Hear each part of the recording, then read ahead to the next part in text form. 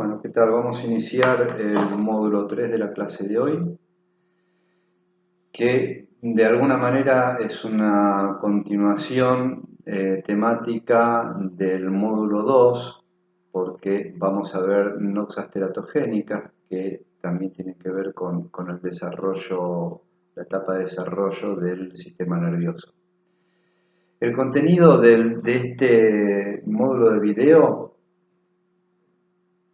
está en el material que les compartimos en el aula virtual, el PDF del paper de Iris Mota, que se llama La importancia de conocer los factores teratogénicos que afectan al sistema nervioso.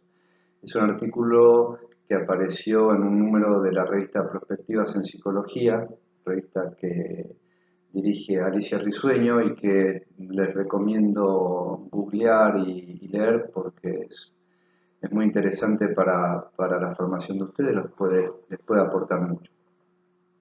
Bien, les comentaba, vamos a ver noxas teratogénicas, como es un tema que está bastante desplegado en ese artículo de Iris Mota.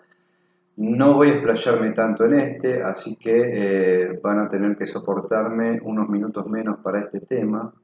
Les recuerdo de todas maneras que está vigente el concurso que hemos dado en llamar ¿quién es? ¿A qué psicólogo se refería el profesor cuando hablaba de la frase de Frankl acerca de transformar la realidad o transformarse uno mismo? El primero que responda tendrá, o la primera que responda tendrá medio punto más en la calificación del examen. No, mentira. Pero bueno, es para ver si vieron el primer video, si vieron el tercero, nada, chusmean, después dicen, ¿qué es lo que dijo? ¿Quién era? Bueno, nada. Una aparateada para poner un poco de humor. Bien, vamos al desarrollo de lo que es una noxa y a lo que es una noxa teratogénica. ¿A qué llamamos noxa? Noxa viene de una palabra latina, de la palabra nocivus, y quiere decir que produce daño. Entonces, podemos entender por noxa a cualquier elemento del ambiente que actúa sobre el organismo afectando la salud, tanto en el periodo prenatal como en el periodo postnatal.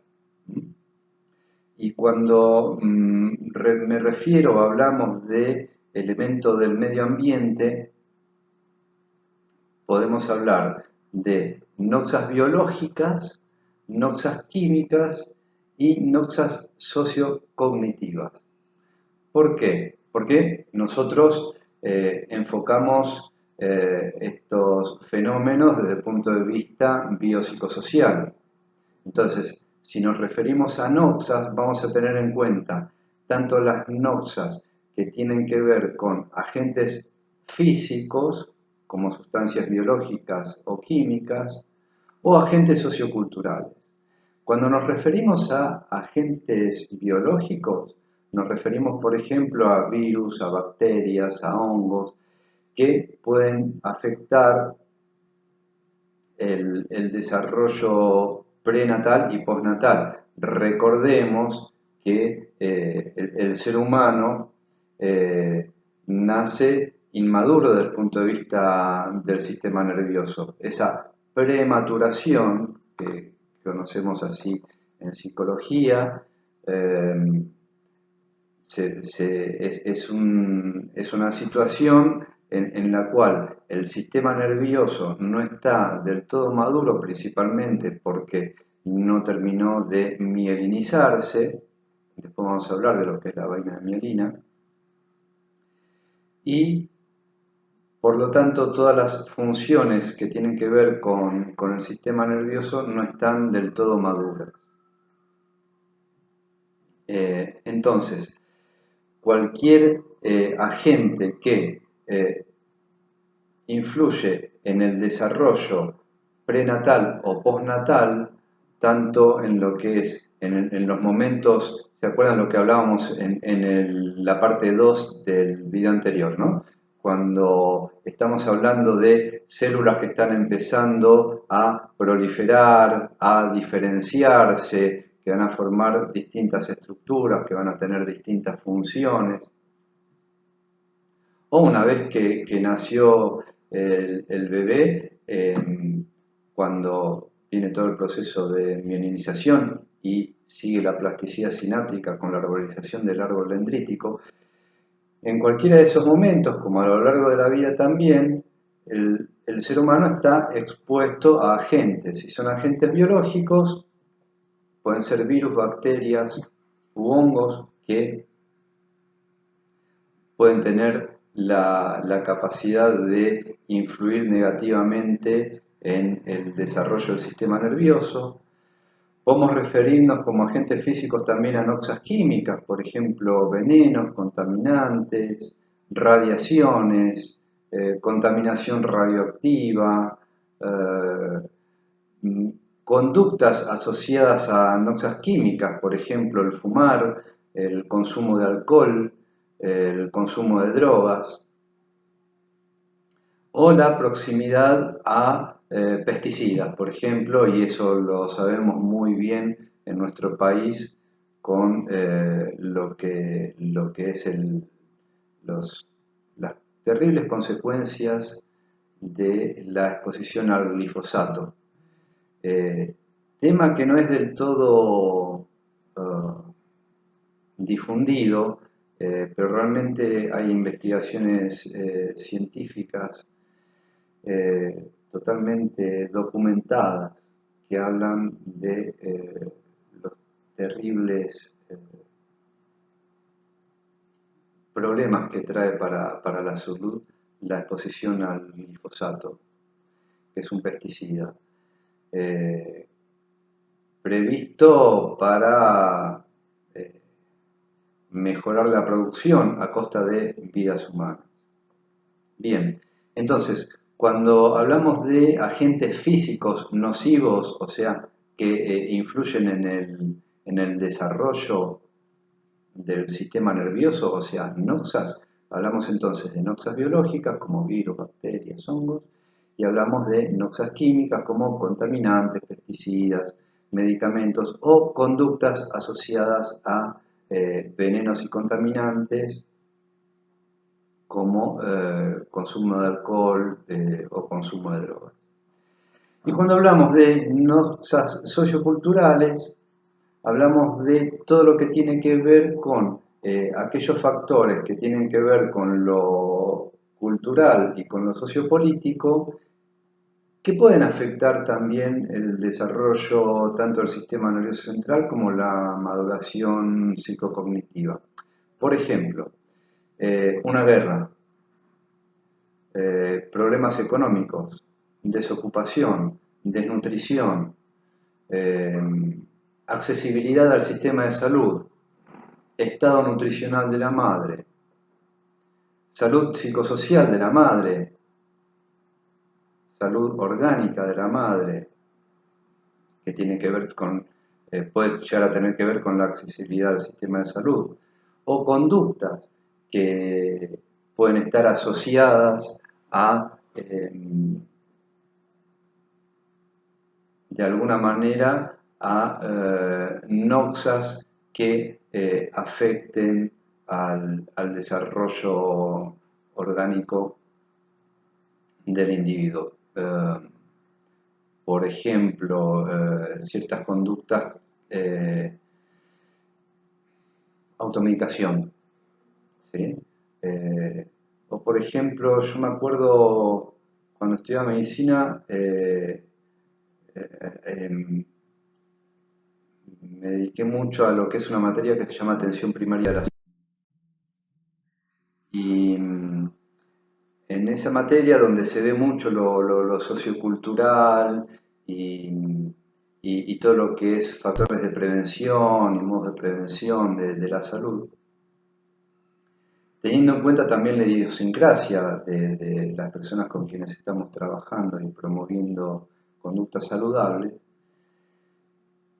Se hablaba, por ejemplo, que los famosos test de yuyos en sí mismos pueden tener o no, algunos tienen de hecho algún efecto benéfico para quien los consume, pero el problema de eso es cuando se hacían hervir de más y ahí producían sustancias tóxicas, ¿sí?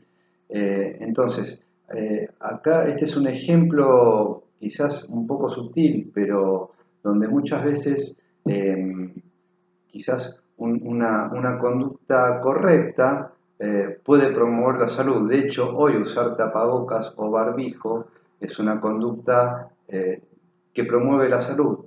¿Sí? Entonces, a eso nos referimos cuando hablamos de noxas socioculturales y donde la accesibilidad al sistema de salud, tanto desde el punto de vista de información como desde el punto de vista de poder acceder físicamente a un hospital o a una clínica, no solo por dinero, sino también por distancia o por medio de transporte, tiene que ver también con noxas socioculturales. Bien, entonces ya tenemos más o menos definido lo que es el concepto de noxa como agente que puede provocar un daño. Ahora, ¿qué es una noxa teratogénica? Ya sabemos la etimología de noxa. La etimología de teratógeno viene esta vez del griego de teratos. Teratos quiere decir monstruo. Entonces, si hablamos de noxa teratogénica, podríamos hablar de esos agentes nocivos que generan alteraciones morfológicas. Para desplegarlo un poco más, si se quiere, noxa teratogénica es cualquier sustancia química o agente físico o estado carencial que actuando en el periodo de gestación puede producir una alteración morfológica o funcional en el organismo que se está gestando. ¿A qué nos referimos con alteración morfológica? Nos referimos a deformaciones, o sea, alteración del tamaño o la forma de una estructura u órgano, a interrupción en el desarrollo de una estructura u órgano, o a una displasia que se refiere a una organización anormal de los tejidos de ese órgano o estructura. ¿Y cómo es que se produce esta deformación, esta interrupción del desarrollo o esta displasia? Es decir, ¿cuáles son los mecanismos a través de los cuales se expresa esa teratogénesis?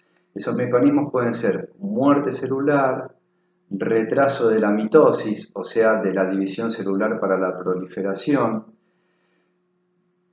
retraso o modificación de la diferenciación de células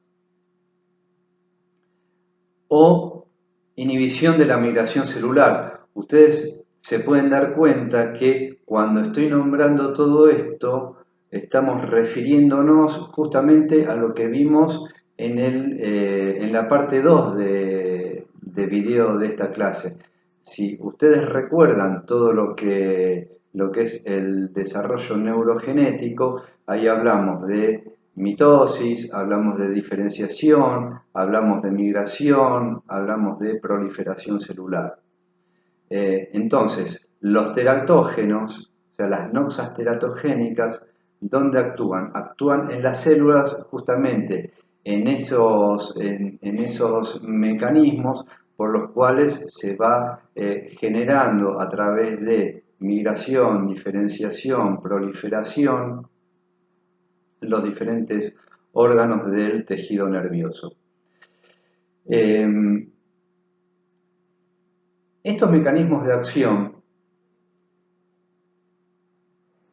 ocurren principalmente, los que me estoy refiriendo, durante las primeras 10 semanas de gestación.